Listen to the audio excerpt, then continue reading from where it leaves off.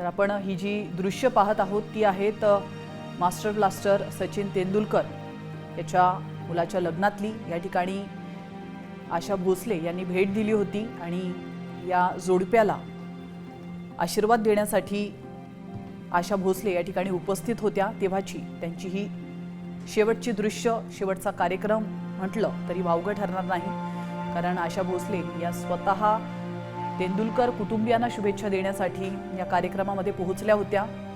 अगदी काहीच दिवसांपूर्वी हा लग्न समारंभ मोठ्या थाटामाटात पार पडला। मोठे दिग्गज लोक या ठिकाणी उपस्थित होते आणि त्यावेळी आशा भोसले देखील त्या ठिकाणी आल्याचं आपण पाहतोय। तेव्हाची ही दृश्य तुम्ही पाहू शकता। आज मात्र ज्येष्ठ गायिका आशा भोसले या काळाच्या पडद्याआड गेलेल्या आहेत। त्यांचं निधन झालेलं आहे आणि संपूर्ण भारतासाठीच ही अतिशय वेदनादायी गोष्ट असल्याची भावना विविध स्तरातून व्यक्त होते। तर गायक संगीतकार सलील कुलकर्णी आपल्यासोबत जोडले गेलेले आहेत।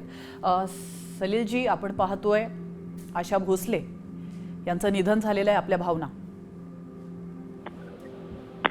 खरंच आता या क्षणाला बळीच झालोय, कारण याच्यावर विश्वासच बसत नाही की जे संगीत विश्व किंवा आपला भारत देश हे जग आशाताईंशिवाय आता असेल ही कल्पनाच अशक्य वाटते।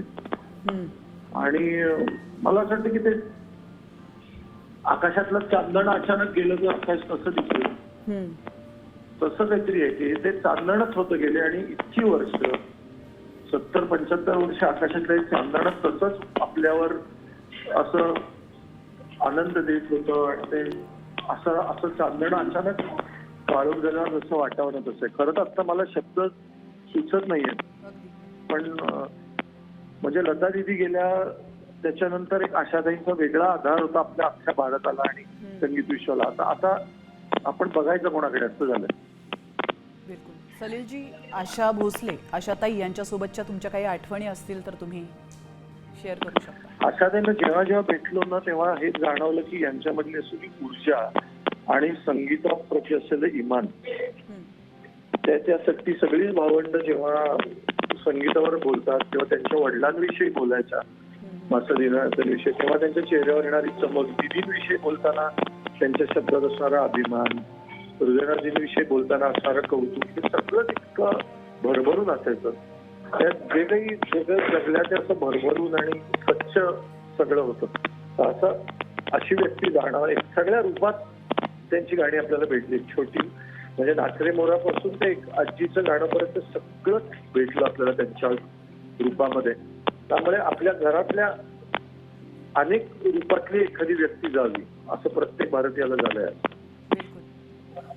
सलीलजी, तुम्हाला कधी आशाताईंसोबत काम करण्याची संधी मिळाली होती का? त्यांच्यासोबतचे काही किस्से किंवा अनुभव तुमच्या आठवणीतले? त्यांच्याबरोबर त्यांना अगदी शेजारी उभं राहून गाताना बघितलंय। तर मी तेच, मला कायम असं वाटतं की मंगेशकर अख्ख्या घराण्याचं जे इमान होतं गाण्याशी असलेलं, ते आशाताई अगदी 1.5-2 वर्षापूर्वी पण त्यांनी जी कॉन्सर्ट केली त्याच्यात ते सगळं इमान आणि ती जी निष्ठा होती संगीताची, जी त्याचा कण प्रत्येकाने घ्यावा भारतातल्या किंवा जगभरातल्या संगीत विश्वाने, असं व्यक्तिमत्व। बिलकुल। सलीलजी, धन्यवाद, तुम्ही तुमच्या भावना व्यक्त केल्या त्याबद्दल।